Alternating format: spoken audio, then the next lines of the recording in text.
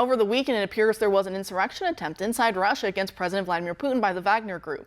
Reporting by antiwar.com describes how the deal to call off the coup's march on Moscow was brokered by the president of Belarus after the Wagner Group launched a two-day mutiny and seized a military base.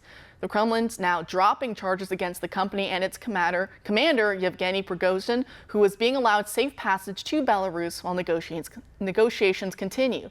And joining us now to discuss is former U.S. Representative and brand ambassador for the Birch Gold Group, Dr. Ron Paul, who now hosts his own show, the Ron Paul Liberty Report. Dr. Paul, thanks for being here tonight. Very nice to be with you. Thank you. Great. So your video episode on this today is headlined Russia Coup or Weapon of Mass Distraction. Which do you think this mutiny over the weekend was? Well, it sounded dangerous. It looks like it's been resolved, but the world is a dangerous place. And it has to do with a potential coup within the Russian government. I guess that's the big headline. But it looks like it was probably a failed coup. And usually the United States, unfortunately, the foreign policy seems to be attracted to coups. But our president quickly, made it very clear we weren't involved, although the CIA knew about this and told the Congress that it was happening. But the coup didn't pan out the way I think those who planned it wanted it to play out. And I think the excuse came out that it was probably that Russia was showing to be a stronger fighting force than was anticipated because they have not allowed the Ukrainians to have their new challenge to run over the Russians.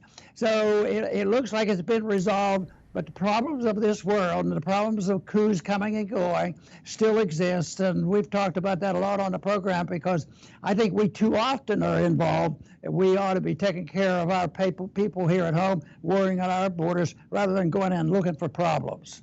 No, that's exactly right. I know USA Today, they're reporting that the mercenary leader Prigozhin, that he put out a statement today and he says he's taking no responsibility for the deaths that happened. He says that it was just a protest. He didn't actually want to do a regime change. He didn't exactly want to do a coup. But of course, people did die. He claims they fired on his men first. But, so there was blood that unfortunately was shed with this. And it is very interesting in how this plays into all the different factors, all the different threats that have broken out with this war. Because you hear a lot from, say, neocons like Senator Lindsey Graham, you even hear from our own U.S. Defense Secretary kind of hinting at this, but they say they want to weaken Russia. Some even say they want Putin to be kicked out completely and replaced. Graham would say that. Many other neocons say it. Neoliberals say it all the time. But then there's that worry that others like yourself will say is, well, Putin, if you replace him, that doesn't mean that there's going to be someone that the West is necessarily going to like. It could be someone even far worse. And that's the problem with these coups and this meddling and the regime change that we see across the globe, is that it leads to a lot more catastrophic downstream effects.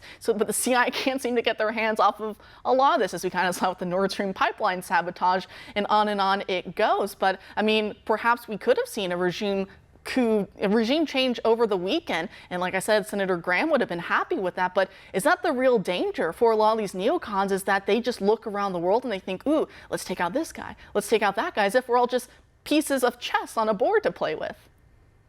Well, the neocons wanted to put a positive spin on it, and they said there's a big crack there in the stability of the leadership in Russia, and Putin is in trouble. Standing aside and looking at it, not knowing all the details, I looked at this and my immediate reaction, well, Putin didn't come out so badly. He didn't have to kill a lot of people. He took care of the enemy, and he neutralized to a degree the neocons. So I don't think Putin looks that bad. Of course, my position and the position of our institute is to try to get us out and convince people we don't need to get in the middle of these kind of things. But it doesn't look like that's not going to quick, because unfortunately much of our foreign policy is a bipartisan foreign policy. The military-industrial complex always gets the money they want, and nobody's calling. They may be right on a lot of other issues, but then they say, well, we got to go after China, or we have to go after Russia.